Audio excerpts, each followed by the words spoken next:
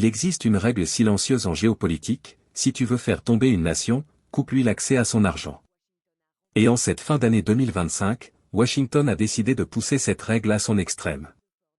Les États-Unis ont déclenché leur arme la plus redoutée, l'asphyxie financière par le pétrole. D'un simple décret, le Trésor américain a verrouillé l'accès au système financier mondial pour les deux géants russes, Rosneft et Lukoil. Ce n'était pas un signal d'alarme. C'était un tir direct, soigneusement calculé pour frapper au cœur de l'économie russe, un État dont la survie budgétaire dépend massivement de l'or noir. À ce moment précis, la planète a retenu son souffle. Une échéance avait été fixée, le 21 novembre. Et avant même que l'encre sèche, les effets ont été immédiats. Dans les tours de verre de Pékin, dans les bureaux de Minbei, une même réaction, la panique. Les raffineurs chinois, les entreprises pétrolières indiennes, les traders privés, tous ont gelé leurs achats. Les contrats ont été suspendus. Les tankers se sont retrouvés en file indienne au milieu des océans. Et le prix du brut russe a commencé à s'effondrer comme dans un marché déserté. Pour Washington, le piège semblait parfait. Pour Moscou, c'était censé être un coup fatal. Mais ce que les stratèges américains ignoraient, c'est que la Russie n'était pas coincée à l'intérieur du piège. Elle avait déjà creusé un tunnel pour en sortir. Alors que le monde entier fixait la date du 21 novembre, persuadé que la Russie allait s'écraser contre le mur des sanctions, une autre minuterie tournait dans l'ombre. 9 jours plus tôt, le 12 novembre, une passerelle secrète venait d'être ouverte. Un passage discret, mais préparé depuis des mois. Le partenariat stratégique Russie-Venezuela. Le présenter comme un simple accord pétrolier serait un mensonge. C'est bien plus que ça. C'est un pacte de survie, conçu comme une boîte à outils géopolitique complète. Les deux pays avaient anticipé l'affrontement. Ils avaient pensé à tout. Exploitation minière. Infrastructures de transport. Transfert de technologie. Mécanismes économiques alternatifs.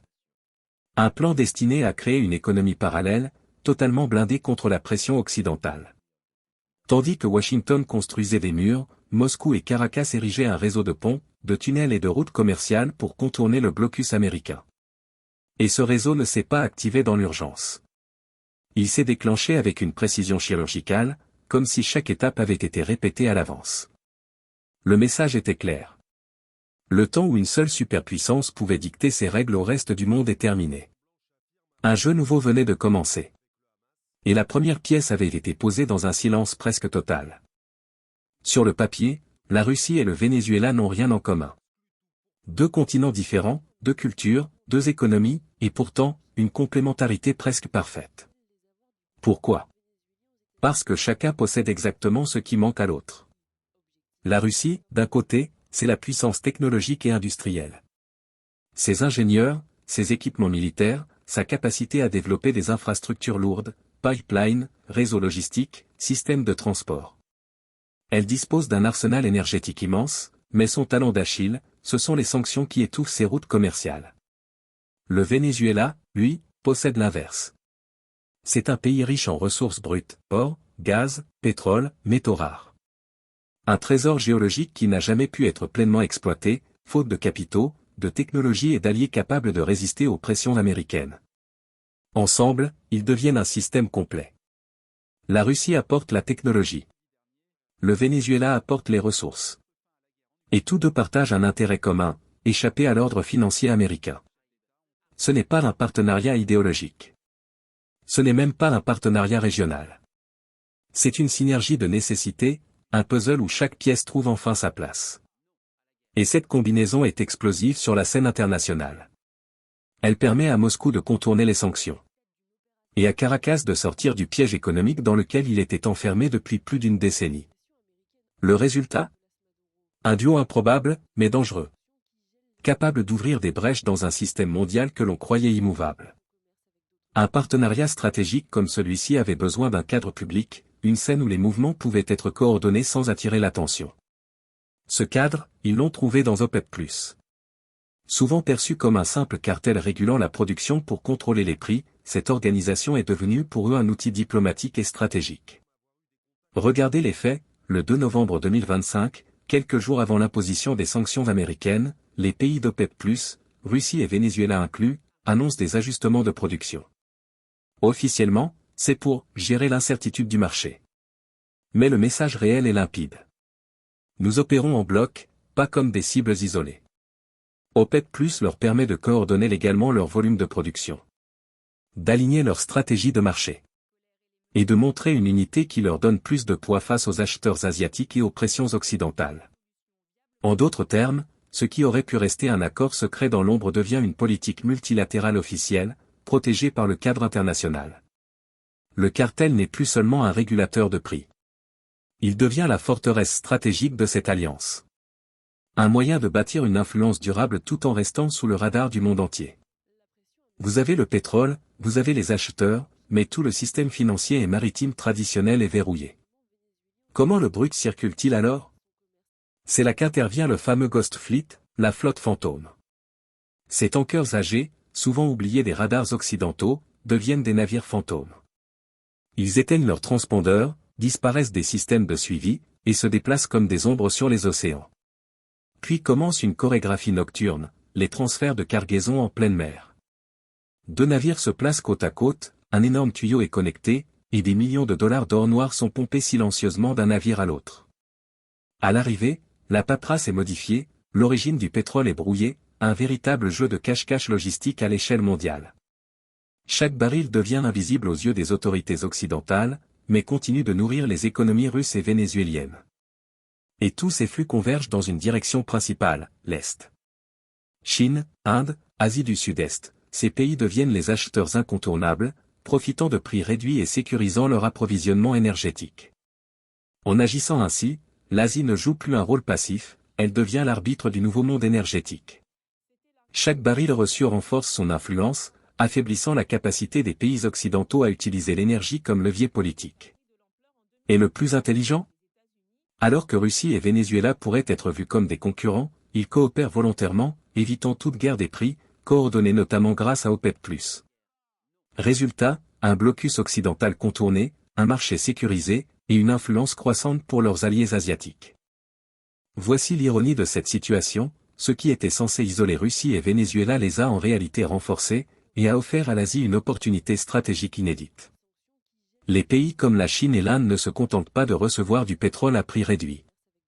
Ils deviennent des acteurs centraux d'un nouvel ordre énergétique mondial.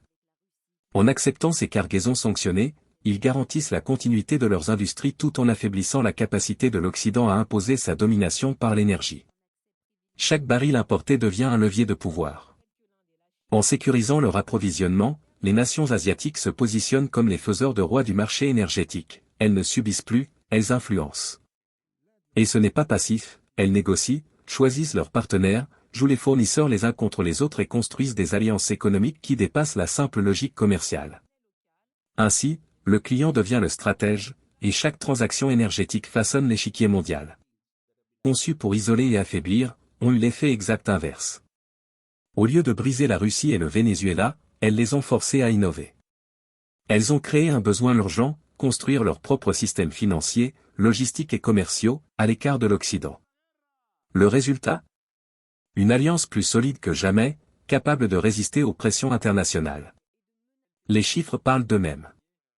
Le commerce bilatéral avait déjà augmenté de 70% en 2024, avant même que le pacte stratégique soit pleinement activé. Les sanctions n'ont pas créé de faiblesse. Elles ont encouragé la résilience, la créativité et l'autonomie économique. Désormais, un bloc indépendant émerge, capable de fonctionner avec de moins en moins de dépendance au système financier occidental. Les outils qui devaient punir deviennent des moteurs d'émancipation stratégique. C'est un signal clair, dans le monde du XXI siècle, tenter de contraindre des nations par la seule pression financière comporte des risques considérables. Parfois, la manœuvre ne produit pas l'effet escompté, mais propulse votre adversaire vers une indépendance renforcée. Ce qui se joue ici dépasse largement le pétrole. Nous assistons à la construction d'un système économique parallèle, où la Russie et le Venezuela ne sont plus de simples acteurs isolés, mais les pionniers d'une nouvelle réalité mondiale. Pendant des décennies, le commerce international et la finance ont été dictés par un modèle unique, fortement influencé par les États-Unis et leurs alliés européens. Pour jouer dans la cour des grandes puissances, il fallait suivre leurs règles, utiliser leurs institutions et souvent leur monnaie. Mais les sanctions contre la Russie et le Venezuela ont accéléré la fracture déjà en gestation. Ces deux nations ont créé leurs propres canaux financiers, leurs réseaux logistiques et leurs partenariats commerciaux, complètement indépendants du système occidental. Et elles ne sont pas seules à observer ce mouvement. D'autres pays regardent et prennent des notes. Il est désormais possible de réduire sa dépendance vis-à-vis des institutions dominées par l'Occident. La conséquence, le monde n'est plus seulement multipolaire sur le plan militaire. Il le devient dans son infrastructure économique, avec des systèmes concurrents fonctionnant côte à côte, chacun imposant ses propres règles et normes. Nous assistons à la naissance d'une nouvelle donne géopolitique où la puissance ne se mesure plus uniquement à l'armée, mais à la maîtrise des flux économiques et énergétiques globaux. Les stratégies coercitives comportent un risque majeur. Les actions que l'on croit contraignantes peuvent, par effet boomerang, renforcer votre rival mondial. Nous entrons dans une ère de complexité stratégique, où chaque décision génère des ondes qui redessinent l'échiquier global. Le pétrole n'est plus seulement une ressource, il devient un levier de pouvoir, un instrument de diplomatie et un moteur d'influence mondiale. En un mot, le monde est désormais multipolaire, et ceux qui contrôlent les flux vitaux, comme l'énergie et le commerce, définissent le véritable pouvoir de demain. La situation entre les États-Unis, la Russie et le Venezuela révèle surtout un repositionnement global au sein du marché énergétique mondial. D'un côté, Washington tente de maintenir son influence en utilisant l'arme économique des sanctions. De l'autre, Moscou et Caracas cherchent à préserver leurs revenus et leur souveraineté en développant des mécanismes alternatifs. Le partenariat russo-vénézuélien ne doit pas être vu comme une alliance idéologique, mais plutôt comme une coopération pragmatique née de contraintes communes. La Russie apporte sa technologie et ses capacités logistiques, tandis que le Venezuela met sur la table ses énormes réserves pétrolières. Dans l'ensemble, cette dynamique met en lumière deux tendances majeures. 1. Le système économique mondial se diversifie. On assiste à l'apparition de circuits parallèles, financiers, commerciaux et logistiques, qui permettent à certains pays de contourner les outils traditionnels de pression. 2. L'Asie devient un acteur central du jeu énergétique.